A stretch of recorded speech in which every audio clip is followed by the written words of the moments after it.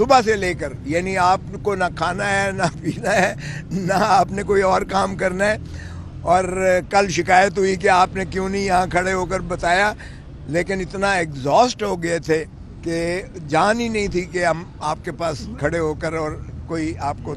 تفصیل بتا دے کہ آج ہمارے ساتھ کیا ہوا ہے. کیس کے ساتھ تو کیا ہونا ہے، ہمارے ساتھ کیا ہوا ہے یہ بھی بڑی بات. عمران خان صاحب کی جو ہم نے وہ کی تھی، وہ غلطی سے ہائی کورٹ کے، اسلام آباد ہائی کورٹ کے عملے کی غلطی سے انہوں نے سنگل بینچ کے پاس لگا دیا وہ کیس. جسٹس گل اورنگزیب کے پاس جب لگا اور صبح میں 9 بجے 9:15 بجے کے قریب باری آئی، میں پیش ہوا تو جج صاحب کہنے لگے کھوسا صاحب یہ تو نیب کے خلاف آپ نے کیا ہے. تو میں نے کہا جی لکھا ہوا ہے اس میں، یہ تو 2 ججز کے پاس لگنا چاہیے، ڈویژن بینچ یہ سن سکتی ہے، تو یہ سنگل جج کے پاس میرے پاس تو لگی ہے. تو میں نے عرض کیا کہ جناب یہ میرا قصور تو نہیں ہے. تو جج صاحب کہنے لگے میرا قصور بھی تو نہیں ہے. میں نے کہا جی آپ ہی کے آفس سرکاری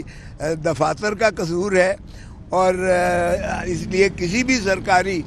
افسر کی یا کسی سرکاری ادارے کی کسی غلطی کی سزا جو ہے وہ کسی پاکستانی شہری یا سائل کو نہیں دی جا سکتی ہے. تو جج صاحب نے، جب میں نے انہیں عرض کیا کہ یہ 2021 میں یہ تعیناتی صدر پاکستان نے کی تھی اس وقت کے قانون کے مطابق، 2022 میں ترمیم ہو گئی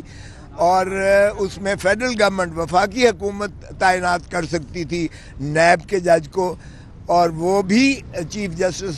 متعلقہ، یعنی جو بھی صوبے کا چیف جسٹس ہو یا مرکز کا ہو، تو اس کی مرضی اور رضا اور رغبت سے ہی اکاؤنٹیبلٹی کورٹ کو جو ہے جج کو تفویض کیا جا سکتا ہے.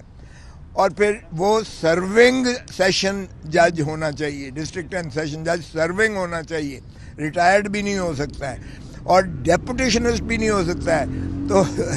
جو موجودہ جج صاحب جن کے سامنے ہم آئے ہیں، وہ نہ تو وفاقی حکومت نے انہیں تعینات کیا تھا کبھی بھی، اور اس کا ترمیم کا اطلاق جو ایکٹ 2022 کا ہے، اس ترمیم کا اطلاق یہ 85 سے کیا گیا، 85 سے کیا گیا. اس کا مطلب یہ ہے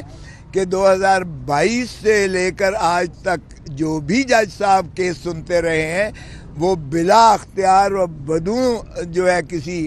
جورسڈکشن کے وہ سنتے رہے. وہ تمام کارروائیاں جو ہے کالعدم متصور ہوں گی، کیونکہ ان کا نوٹیفیکیشن جو ہے وفاقی حکومت کی جانب سے کبھی ہوا ہی نہیں ہے. ایک بات یہ تو جج صاحب بھی کہنے لگے اچھا یہ وہی جج صاحب ہے